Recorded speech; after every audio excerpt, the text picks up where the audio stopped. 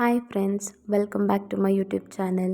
ಹೇಗಿದ್ದೀರಾ ಎಲ್ಲರೂ ಚೆನ್ನಾಗಿದ್ದೀರಾ ಅಂತ ಭಾವಿಸ್ತೀನಿ. ನಾನು ಕೂಡ ತುಂಬ ಚೆನ್ನಾಗಿದ್ದೀನಿ. ಇದು ಶನಿವಾರದ ವ್ಲಾಗ್. ಶನಿವಾರ ಶ್ರಾವಣ ಶನಿವಾರ ಅಲ್ವಾ, ಅದಕ್ಕೆ ಪೂಜೆ ಮಾಡೋಣ ಅಂತೇಳಿ ಇಲ್ಲೆಲ್ಲ ರೆಡಿ ಮಾಡ್ಕೊತಾ ಇದ್ದೀನಿ. ರಂಗೋಲಿ ಏನಪ್ಪ ಈ ಥರ ಹಾಕಿದ್ದಾಳೆ ಅಂದ್ಕೊಂಬಿಡಿ, ನನಗೆ ಅಷ್ಟೊಂದು ಬರೋದಿಲ್ಲ. ಬರೋ ಅಷ್ಟು ಸಿಂಪಲ್ಲಾಗಿ ಹಾಕಿದ್ದೀನಿ. ನೆಕ್ಸ್ಟ್ ನಾನು ನನ್ನ ಹಸ್ಬೆಂಡ್ ಮಾರ್ಕೆಟ್ಗೆ ಹೋಗ್ತಾ ಇದ್ದೀವಿ. ಸ್ವಲ್ಪ ಪೂಜೆಗೆ ಅಂತೇಳಿ ಹೂವು, ಹಣ್ಣು ಮತ್ತು ತರಕಾರಿ ಕೂಡ ಖಾಲಿ ಆಗಿತ್ತು.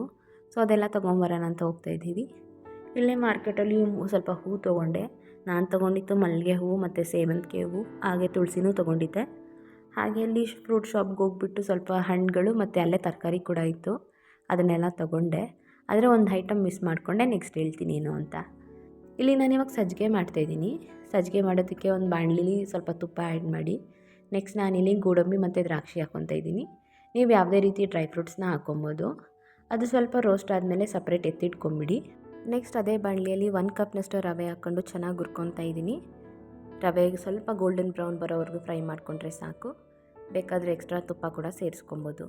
ರವೆ ಫ್ರೈ ಆದಮೇಲೆ ಇದಕ್ಕೆ 1 ಕಪ್ನಷ್ಟು ಶುಗರ್ ಆ್ಯಡ್ ಮಾಡ್ಕೊತಾ ಇದ್ದೀನಿ. ನೀವು ಸಕ್ಕರೆ ಜಾಸ್ತಿ ಬೇಕು ಅಂದರೆ ಜಾಸ್ತಿ ಹಾಕ್ಕೊಬೋದು, ಇಲ್ಲ ಕಡಿಮೆ ಹಾಕ್ಕೊಬೋದು.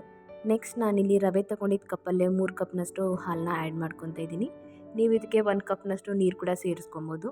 ಇದೆಲ್ಲ ಮಿಕ್ಸ್ ಮಾಡಿ ಚೆನ್ನಾಗಿ ಗಟ್ಟಿ ಆದಮೇಲೆ ಆ್ಯಪಲ್ ಮತ್ತು ಡ್ರೈ ಫ್ರೂಟ್ಸ್ನ ಹಾಕ್ಕೊತಾ ಇದ್ದೀನಿ. ನಾನು ಆ್ಯಕ್ಚುಲಿ ಬಾಳೆಹಣ್ಣು ತರೋದು ಮರ್ತೋಗಿದ್ದೆ, ಅದಕ್ಕೆ ಇಲ್ಲಿ ಆ್ಯಪಲ್ನ ಸೇರಿಸ್ಕೊತಾ ಇದ್ದೀನಿ. ಆದರೆ ಟೇಸ್ಟ್ ಮಾತ್ರ ಸೂಪರಾಗೇ ಇತ್ತು, ನೀವು ಟ್ರೈ ಮಾಡ್ಬೋದು. ನೈವೇದ್ಯ ಎಲ್ಲ ರೆಡಿ ಆದಮೇಲೆ ನಾನಿಲ್ಲಿ ಪೂಜೆ ಮಾಡ್ತಾಯಿದ್ದೀನಿ. ನಾನು ಬ್ರೇಕ್ಫಾಸ್ಟ್ ಏನೂ ಮಾಡಿರಲಿಲ್ಲ, ಸೊ ಡೈರೆಕ್ಟ್ ಲಂಚ್ಗೆ ನಾನು ಸೋಯಾ ಚಂಕ್ಸ್ ಪಲಾವ್ ಮಾಡ್ತಾಯಿದ್ದೀನಿ.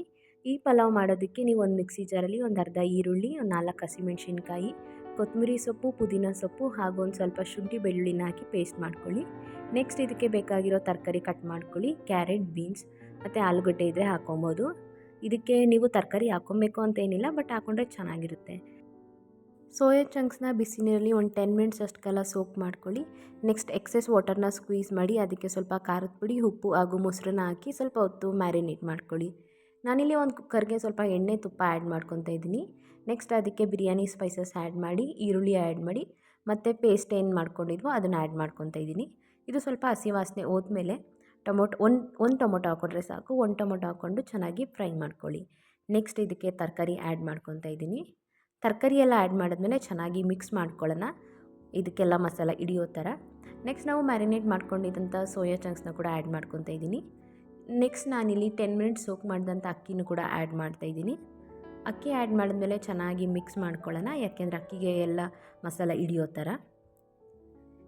ಈಗ ನಾನಿಲ್ಲಿ ನೀರನ್ನ ಆ್ಯಡ್ ಮಾಡ್ಕೊತಾ ಇದ್ದೀನಿ. 1 ಗ್ಲಾಸಷ್ಟು ಅಕ್ಕಿಗೆ 2 ಗ್ಲಾಸಷ್ಟು ನೀರು ಹಾಕ್ಕೊಬೇಕು.